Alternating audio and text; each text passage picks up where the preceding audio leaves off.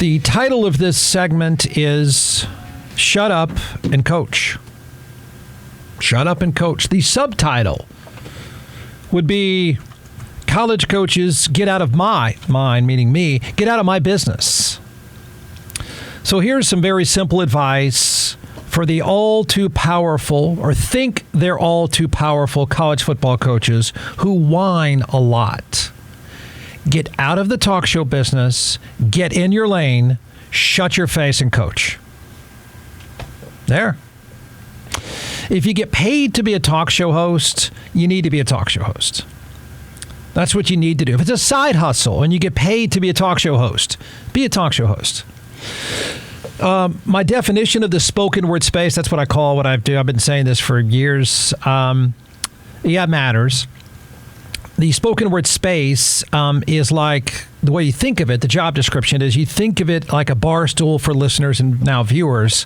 And that means you talk about stuff the audience finds compelling, and you do it in an interesting and entertaining way. That's the job. I didn't say what you talk about. I just said that's the job description. If you suck at those things, you shouldn't have the job in the spoken word space.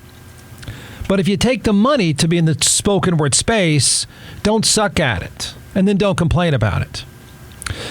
Football coaches not only suck at being in the spoken word space, they don't even try to do the job well, and they have no idea why any company would, and I have no idea why any company would pay them. I really don't, and I've wondered this for a long time. It's a weird mix. And this was probably more true years ago, but I guess in the South, where football is all too powerful and coaches think they're even more powerful, I guess they still get paid to do coaches' shows. Coaches' shows are so bad, sometimes entertaining, but most of the time they're bad just because they're really bad, and the coach is a jackass. So I don't know why companies pay coaches to be terrible talk show hosts. I really don't. It's not too much to ask if you pay someone to be in any job, really, but in the spoken word space, it's not too much to ask that you try to do your job. Just try to do it. There is nothing less interesting and less entertaining than a coach's show. There's nothing less entertaining and less interesting than a coach's conversation at all, right? There's even more less entertainment value and less interest than a college football coach. They seem to be the worst. They are often highly paid. I should just say everyone, but they're highly paid. They seem to be whiny. They oftentimes are bullies. They have no boss, which is a giant problem. I've said many times, and I'm not kidding, this is why the college game still has rules from 30 years ago, because they have no boss. They don't answer to anyone. And the consummate whiny bully with no boss is Clemson's head coach, Dabo Swinney. It's old school, and I guess Clemson is old school, and I guess Clemson call-in shows are old school in every single way. The attitude of many coaches, especially Dabo Swinney, is I'm the emperor of the team. I'm the emperor of the town and the campus, and how dare you criticize me? Classic example was taking Urban Meyer, hugely successful college coach, sticking him in Jacksonville. By the way, one of the best teams in the NFL right now. What are we, 2 years removed from his train wreck of a performance as the head coach? But it's not going to work because they come in with this emperor bully attitude. And that's how they run their programs in college. That's how they run the campus. That's why they have no bosses. But it doesn't fly anywhere else, and it certainly doesn't fly in the NFL. So, how dare you criticize me is the mantra of these coaches. Many college coaches, especially in the South where football is king, they are the ultimate don't you know who I am people, right? You know, somebody does that stuff, that's a college football coach. Don't you know who I am? Don't you get it? Do you know who you're talking to kind of attitude? That's Dabo Swinney. That's many college football coaches. Not all. I think have to learn to change. Social media has forced them to change. But this guy is the ultimate don't you know who I am guy. In fairness, he has been this is the head coach at Clemson, he's been among the most successful coaches in the game over the past 10 years, no doubt. He's paid almost $11 million a year. And even if he were fired, he'd be paid. It's guaranteed money. There are giant buyout clauses to Dabo Swinney, Jimbo Fisher, you name the football coach at a college football factory, and their grandkids are rich. Their grandkids are rich, probably. So it's huge money. That's the market, to be fair. He's an insufferable jackass. He really is. He makes Jimbo Fisher, who I often describe as an insufferable jackass, he makes him seem likable. Clemson is 4-4. They're kind of a mess on the field. Dabo Swinney does a call-in, makes me laugh, a call-in talk show.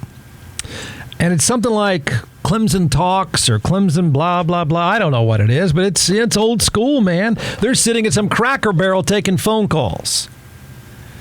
And, okay, I'm sure he's paid. I can almost guarantee you he is getting paid and paid really well. I'm guessing he's paid even though he doesn't like the job, doesn't want to do the job, and frankly threatened to quit the job. He probably makes 10 times the money as the guy sitting next to him at the Cracker Barrel or somebody else in some studio somewhere who does it for a living. So he gets paid really well to be in the spoken word space. He gets paid well to do a talk show.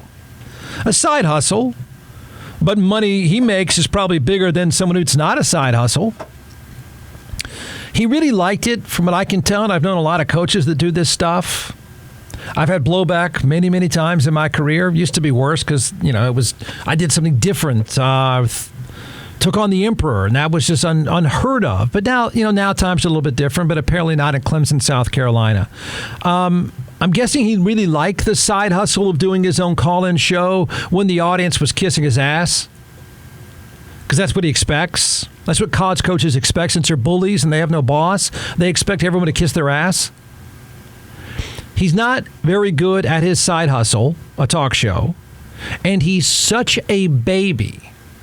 A whiny, insufferable baby. He's threatening to quit not just his side hustle, all of his jobs. Okay? Remember the title? I gave this a title of this segment, I think. What did I say? Shut up and coach. Get in your lane, shut up and coach. If you want to do the side hustle, own it and do it. So I'm not sure how good the audio is, but I can tell you exactly what was said. It's now making big news. I'm glad that it is because I think it does expose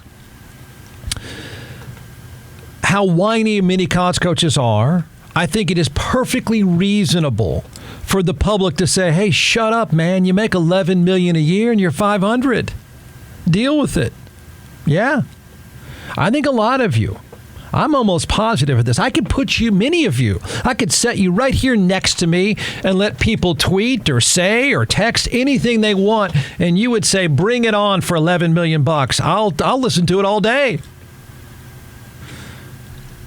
So here he goes. I don't know this is at a Cracker Barrel. I just assume it's at a Cracker Barrel next to some goofball host.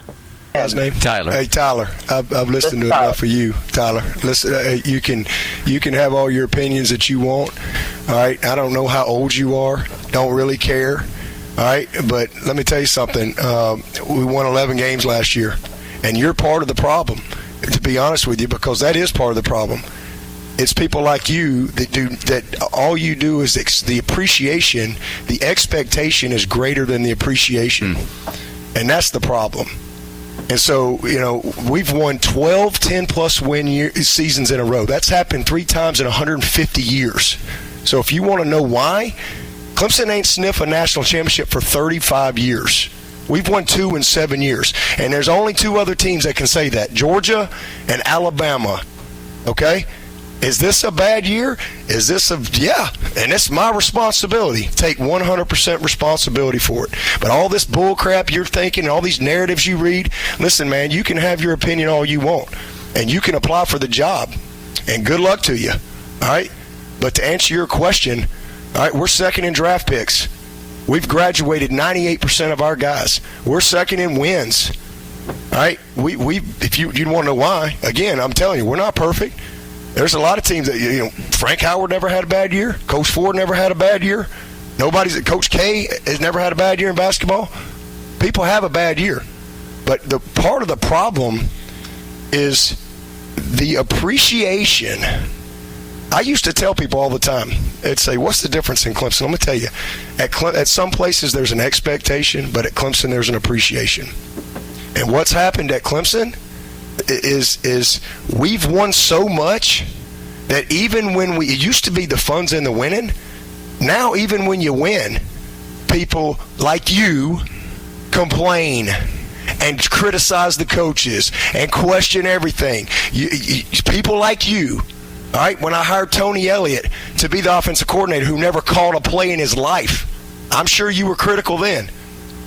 All right, and he took us to 2 national championships. People like you who just love to destroy people with your comments. All right, I'm sure you've never made any bad decisions. I'm sure you've lived a perfect life. I'm sure you've led a bunch of people. I'm sure you do your job in front. So to answer your question, I started as the lowest paid coach in this freaking business.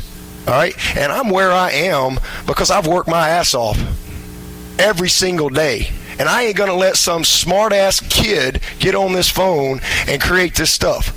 So if you got a problem with that, I don't care. All right? I work for the Board of Trustees, the President, and the AD. And if they're tired of me leading this program, all they got to do is let me know. I'll go somewhere else where there is an appreciation. All right? It's not just winning, it's how you win. And we are this is a tough year, but we've had 12, 10-plus win seasons in a row. 12. We lost to Tennessee last year. They won 11 games for the first time in like 20 years. We've had 8, 11 win seasons in whatever, 11 years or whatever. We've won 2 national championships. Clemson went 35 years. All right, probably since before you were born, your whole freaking life. And we've won 2 in 7 years. And we earned it. And we beat the best of the best to do it. The best of the best. 12, 10-plus win seasons. So if you want to know why, that's why. Am I perfect? Nope. I'm far from it. I am a man of faith. Absolutely. All right? I'm 53 years old. And there ain't one thing in my life. I have been a part of failure many times. But there ain't one thing in my life that I've ever failed at, Tyler. Never. All right? Ever. I wanted to get an education. I got 2 degrees. I wanted to be the first college in my graduate, my family. I did it. I wanted to go play football at Alabama. I earned a scholarship, lettered 3 years, worked my ass off, won a national championship. I wanted to get into coaching. I worked my way to being a head coach. And when I got this job, and I'm sure you didn't want me to get this job, all right, and 15 years later, I'm still here, and I'd say the results are what they are, and I stand on them. So you don't ever have to call back. I wanted to get married. I've been married for going on 30 years. I wanted to be a father. I've raised 3 great sons. If you don't like how I run the program, don't be a fan. I don't care. But I'm the head coach, and I'm going to do what I believe is right for the long term of this program, what's best for the players, and what I think is best for the moment. If you got a problem with that, that's fine. But I'm not going to sit here and let you call. I don't give a crap how much money I make. You ain't going to talk to me like I'm 12 years old. Be freaking kidding me. Yeah, shut up. Shut up. Shut up, you too, goofball next to him. The caller didn't say you're a child molester. That didn't happen at all. For a guy who says, I don't care what you say, you went on a 6-minute rant caring about what he says, touting a resume. The guy made the comment, you make $11 million a year. You do, and it's guaranteed. So, and he pointed out you're 4-4 and you make $11 million a year. Shut up. By the way, let him talk, man. Make it a good show. Let's go.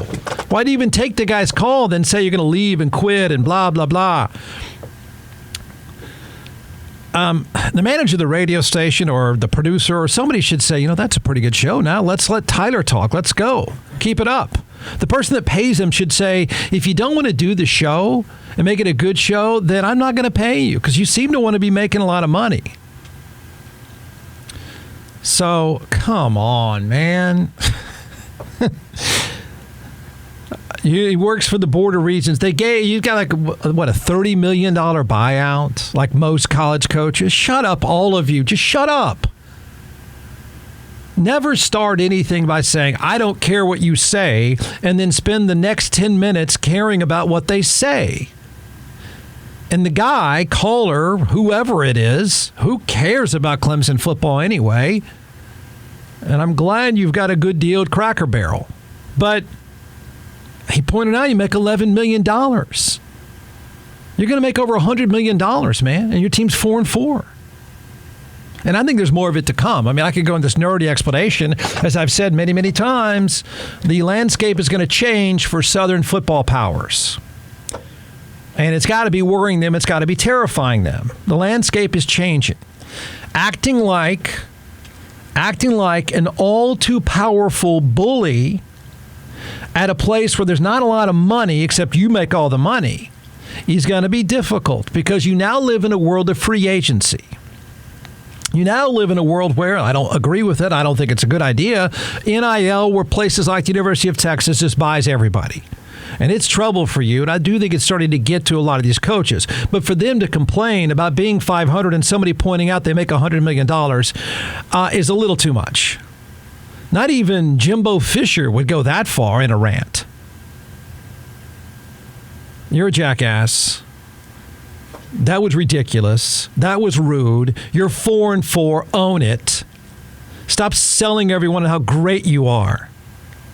They don't pay you to have a marriage for 30 years and kids. That's nice, buddy.